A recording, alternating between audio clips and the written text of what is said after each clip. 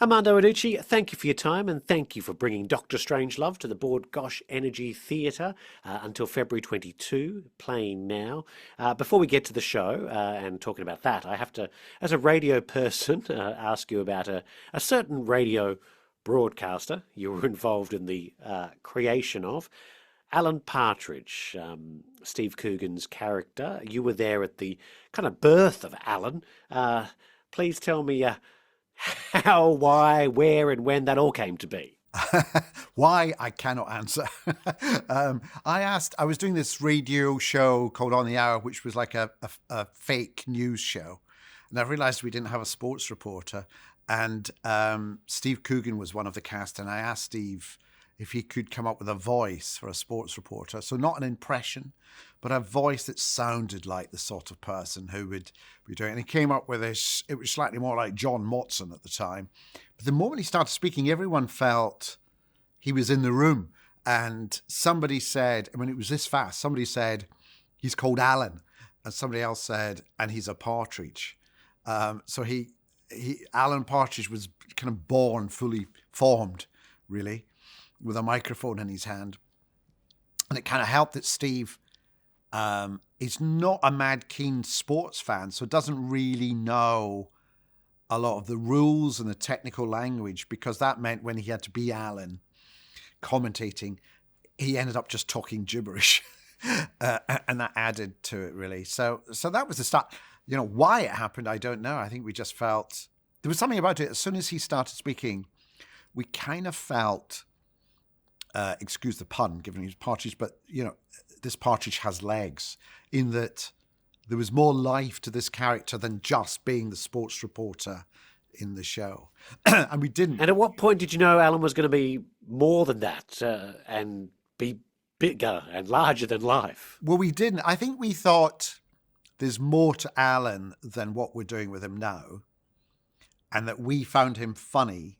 We had no idea that he would be this, what do you call it, this monster, a benign monster that's lived with us for the last 30 years. None of us would have seen that.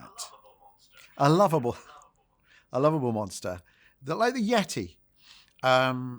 So that was all a great surprise to us. We thought there'd be a kind of cult following.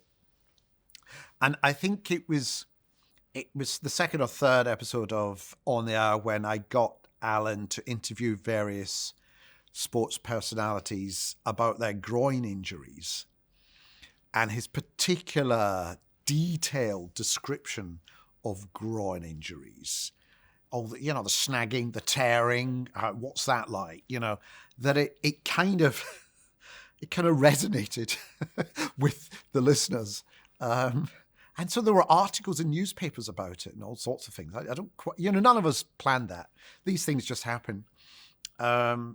And then the rest is history. We knew that Alan had an inferiority complex, didn't want to be seen as just a sports reporter, knew that the news journalists were laughing at him. He wanted to get out. He wanted to get on television. He wanted to chat. He felt he was born to chat. So he wanted his own chat show. So that was that gave us the trajectory for where we should take him next with Knowing Me, Knowing You and his own chat show. Now, I don't know which one of you had the connection to radio people, but being a radio person, we all know an Alan Partridge, let's say, Armando. Yes, that's so funny.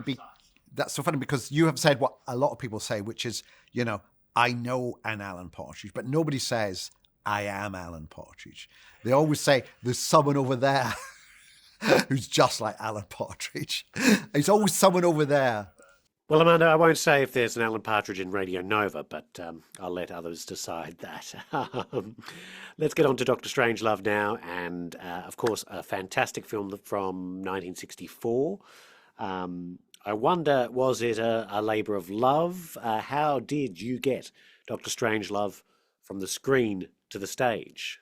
No, I mean, it's an interesting thing. The Kubrick, Stanley Kubrick himself, and then the Kubrick family and the Kubrick estate have been very protective of Kubrick's movies and have never done an adaptation of any of them in any other medium. So this is the very first time.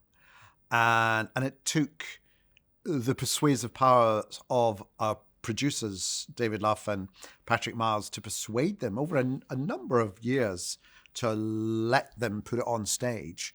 And they approached, when they said tentatively yes, they approached Sean Foley, who's been a great comedy theatre director for the last 3 decades. And Sean suggested me. And they said, okay. But we then had to sit down and write it and, does it pass muster before we got the final say-so. And I think that's right. I think you have to be very protective of... It's a great film.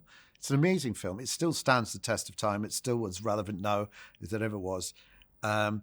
Interestingly, when you look at it as a play, it has theatrical elements. It's set in 3 specific locations and it doesn't move from them. It's quite claustrophobic in that respect. It's one location is a B-52 bomber inside a B-52 bomber, so we have to get that on stage. The other is the war room, which is a big, amazing set in the movie, and then an army, an Air Force barracks, and that's it.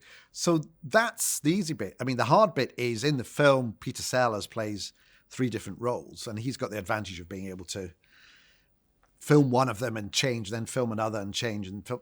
Whereas Steve, who's doing 4 roles instead of 3, has to do them all live, simultaneously at times. So there's a theatrical challenge that we've kind of thrown ourselves, which makes it kind of exciting because you're then getting, you're getting an amazing story, you're getting an amazing cast, you're getting a great performer, but he's now doing a high wire act of like, how does he get from there to there in 30 seconds and become someone else?